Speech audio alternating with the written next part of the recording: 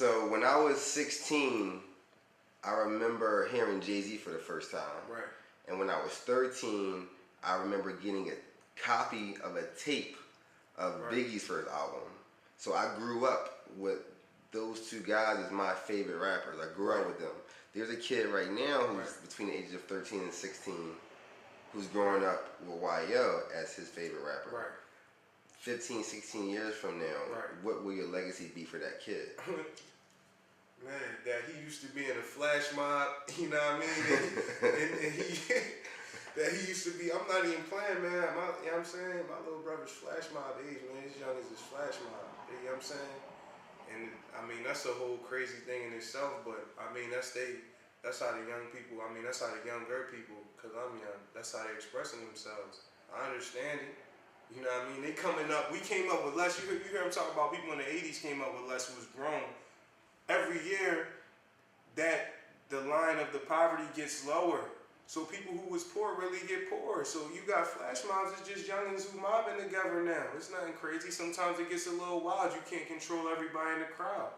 But they're not really criminals. They just don't got nothing to do. You close down 70 pools in the city in the summer, in the beginning of the summer, and see what happens. Or you close down 100 libraries in the city and see what happens in your city. You know what I'm saying? If your city is all black like that. Like, what do you expect niggas to do?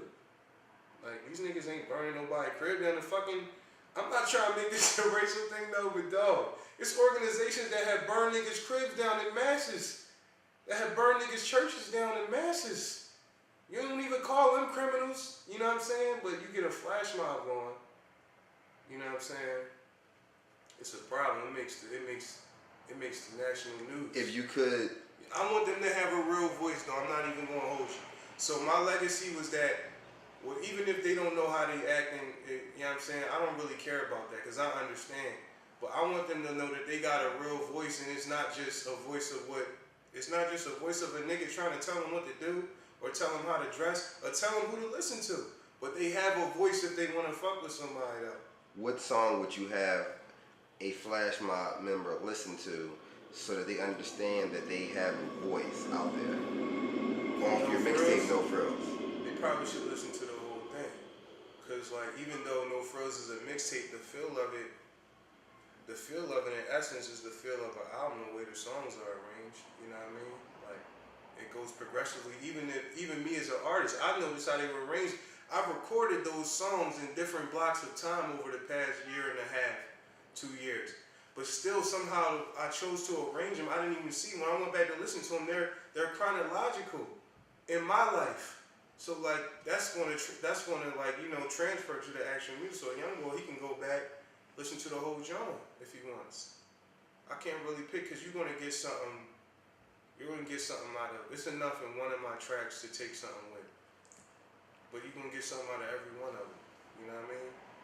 You're gonna get something out of every one of them if that's your cup of tea. When I was a young boy, like you said, like the first nigga I got to listen to that was just on my leisure without having to pull a dictionary out by the time he came out was Mace. Come on, Mace was hot. You know what I'm saying? But I ain't have to pull out a dictionary with Mace, and I was 11 years old, nigga. So think about it. You know what I'm saying? I was listening to Big.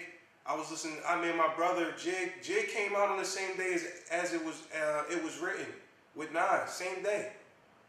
I was listening to them shits in the time. I don't remember all of that shit, but I remember my brother, he's 5 years older than me, he was playing all that shit. My brother's the first nigga to pay me Master P, he had Ghetto Dough in 95, he copped it. So like, I just want, Philly niggas do this. Philly niggas used to cop CDs, man, listen.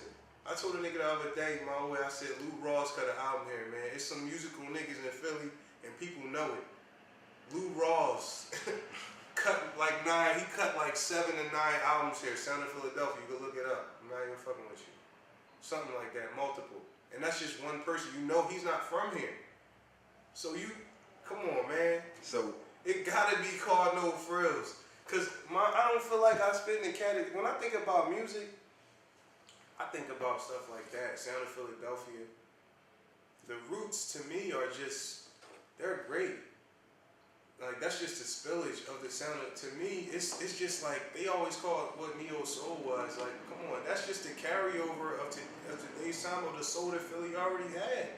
But people always try to like kind of single it out because it's so ahead of its time. You know what I'm saying? It's so ahead of its time. Like everybody wants to do a joint with the Roots. Their band is crazy because they're ahead of their time. You know what I'm saying? You got whole unplugged series and whole unplugged field albums because of the Roots. In my opinion, all they ever did was live music. You know what I'm saying? Ill beats, ill lyrics. That's what we do in Philly. We give you soul. So no frills. I'm gonna give you soul in my own fashion. I'm gonna give you. Hopefully you like my beat selection and what I choose at the time. Some of the beats I don't usually like to rap on. I don't like to do covers. So if I do a cover like Light Up, I did the Flight Up. I called it Flight Up. My niggas they blaze, my young boys they blaze boom. You know what I'm saying? But I would never like even when I first heard that beat, I never thought I was gonna rap on it just because I was like, man, they did their thing. But then I had to get over that. Cause I'm like, this is what hip hop is. You do whatever you don't do whatever you want. You have respect, but like if you feel a beat, say what you want on the beat. Do your thing. If you nice, let the people decide. You know what I'm saying?